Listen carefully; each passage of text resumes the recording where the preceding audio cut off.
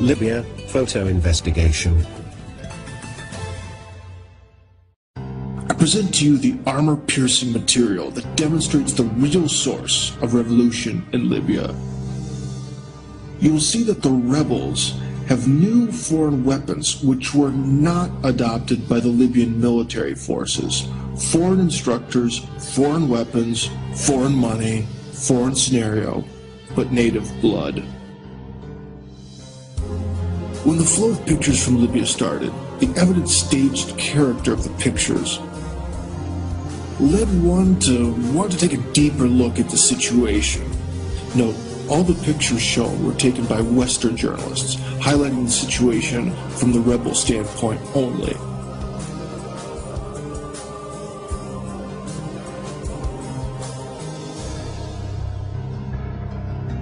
And from the very first frames of film that hit me, the weapons and equipment of those rebels simply could not have been so massive in number and so brand new. Unless the weapons somehow found their way there on time from the outside. Please look for yourself. I could be wrong, but do you think this adds up? This is the first photo that really caught my attention.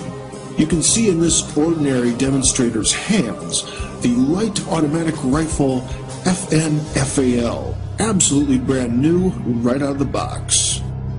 The rifle was produced by the Belgian armaments manufacturer FN. During the Cold War, it was adopted by many North Atlantic Treaty Organization countries, with the notable exception of the United States.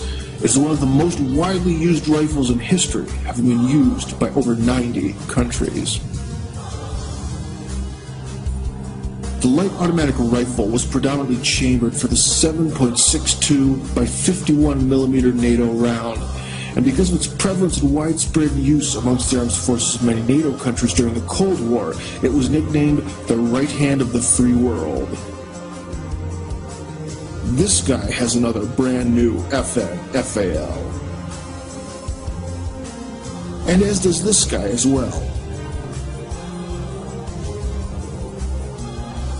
In the next photo you can see a mob scene and a guy wearing a white headscarf. He also has an FN-FAL.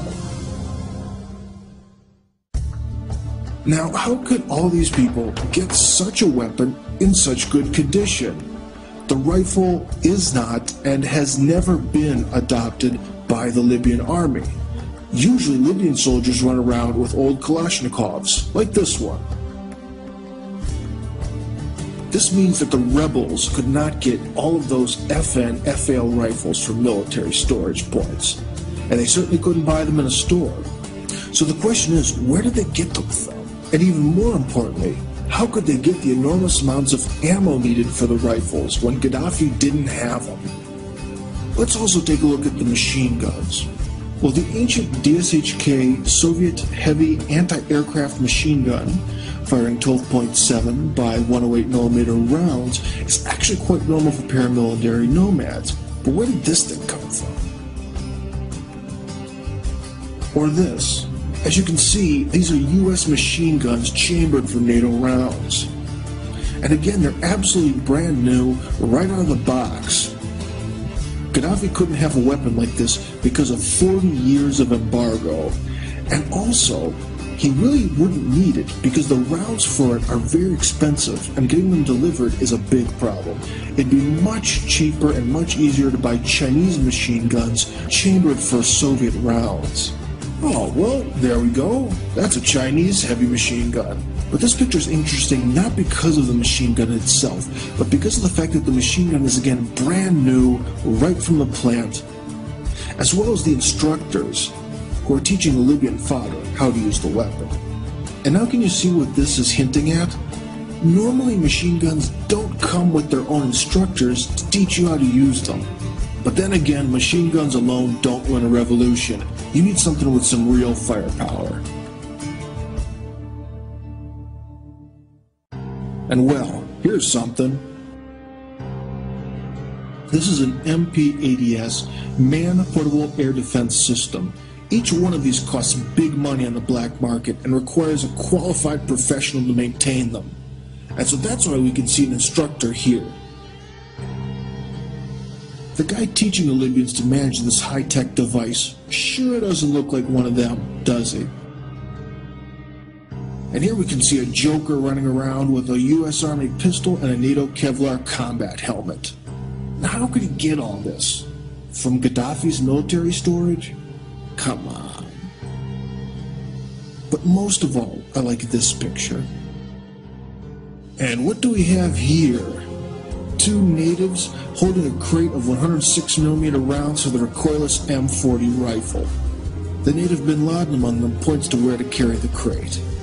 The M40 recoilless rifle is a lightweight, portable, crew-served 105mm weapon intended primarily as an anti-tank weapon made in the United States. Okay, this crate is American and brand new. I think you can realize that by now. For example, if you look at the perfect condition of the crate, straps, come on, you can't tell me that this came from Gaddafi's ancient storages. Excuse me, but if you still think this, I doubt the adequacy of your perception of reality, sir. Let me remind you, Libya had a 40-year embargo, so there's no way that Libya could have bought the weapons or the rounds from the US or the UK. It's purely fiction. And by the way, here you can see the recoilless M40 itself. As you can see here, the rifle and the Toyota mini truck don't really give you the impression of a scrappy rebel force fighting for freedom. Wow, and among the rebels we can surprisingly see some African mercenaries that were allegedly hired by Gaddafi to fire on the people.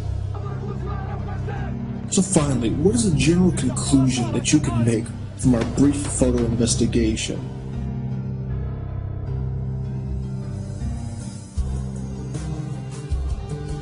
Well, we can see a lot of brand new NATO weapons, foreign instructors, American ammo, new uniforms and equipment, and a suspiciously large amount of non-Libyan mugs.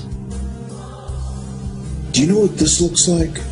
You're absolutely right. It definitely looks like a well-organized coup from abroad. The foreign managers have brought the people, provided the brand new weapons, instructors, and equipment, all to the young people in Libya. Naive young people who work for free drugs, dope, and just the rush of being a revolutionary. Well, maybe you still don't believe me. You've taken a look at all the photos, and there's still some doubt. Well, let me show you one last photo. This is what a real desert fighter looks like. No clean NATO weapons, no shining brand new American ammo from unopened boxes, and no Kevlar vests from Europe. Just some rags, an old gun, an axe, and the will to fight. That's what you see there, and that's what everyone fighting should look like. So what's your opinion now? Do you really think all those people in the previous photos are real common demonstrators? What do you think?